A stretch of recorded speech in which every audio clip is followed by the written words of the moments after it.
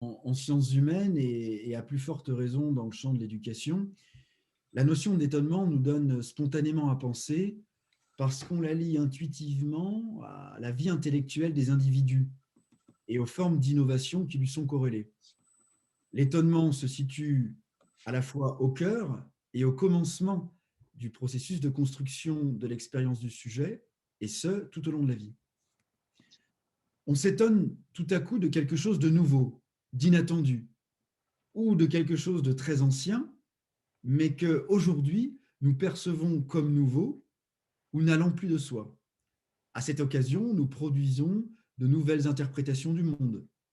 Et donc, pour résumer, la compréhension du processus d'étonnement intéresse au plus haut point le pédagogue, quel qu'il soit, car ce qui est en jeu, c'est la possibilité de susciter ou d'accompagner chez le sujet apprenant une démarche de questionnement et de production de nouvelles connaissances. Alors, effectivement, lorsque l'on parle d'étonnement, on se réfère habituellement à la philosophie, où cette notion, depuis l'Antiquité, est employée pour décrire la naissance de la pensée. Il y a cette célèbre phrase d'Aristote, vous savez, ce fut en effet l'étonnement qui poussa, comme aujourd'hui, les premiers penseurs aux spéculations philosophiques. Donc, en philosophie, l'étonnement est au commencement de la démarche philosophique, d'une certaine manière. Donc, ce qui est passionnant dans l'approche psychophilosophique de John Dewey, c'est que l'étonnement se situe à la naissance de ce qu'il nomme le processus d'enquête. C'est chez Dewey un concept très important sur lequel j'ai été amené à travailler dans une optique de compréhension des processus qui participent à la construction de l'expérience. C'est parce que le sujet, à l'occasion des affaires ordinaires de l'existence, s'étonne tout à coup d'une situation qu'il rencontre, qu'il se met à enquêter dans la situation, c'est-à-dire à explorer, à questionner, et ce faisant, à élaborer de nouveaux savoirs qui lui seront utiles par la suite. Avec John Dewey, on comprend dès lors que l'étonnement n'est pas une démarche de haut vol, réservée à quelques rares esprits éclairés, mais le processus à travers lequel tout un chacun apprend par et dans la rencontre des situations de l'existence. C'est une exception dans l'ordinaire.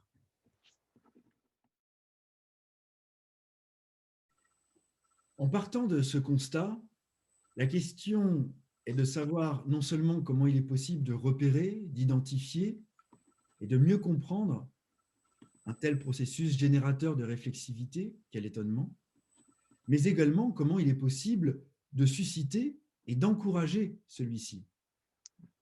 Les formateurs, enseignants, accompagnants, au sens large du terme, sont quotidiennement confrontés au défi qui consiste à susciter chez autrui, chez l'apprenant, l'ouverture d'une nouvelle démarche intellective qui sera source d'apprentissage et de découverte. Une approche pédagogique de l'étonnement vise ainsi à aménager les conditions permettant de susciter non pas seulement un effet de surprise, être surpris par, mais une dynamique d'étonnement, s'étonner de quelque chose et ce faisant remettre en cause ce que l'on tient habituellement pour vrai ou pour acquis. Il n'est pas possible de revenir en détail ici sur tous les moyens, principes ou leviers pédagogico-didactiques susceptibles d'être convoqués dans une telle intention formative. Citons juste, par exemple, un moyen qui consiste à créer de l'inattendu à travers la rencontre avec des objets, des phénomènes, déroutants, non prévisibles, que ce soit dans l'espace de la classe, sur le terrain de stage, ou bien évidemment lors de la visite d'un musée. L'inattendu, ce n'est pas forcément le nouveau ou l'extraordinaire, mais c'est ce qui vient déjouer les attentes, prendre à contre-pied, déjouer les habitudes et les croyances. Finalement, pour reprendre les termes de John Dewey, susciter l'étonnement, c'est jouer avec les habitudes et provoquer leur évolution à tous les âges de la vie.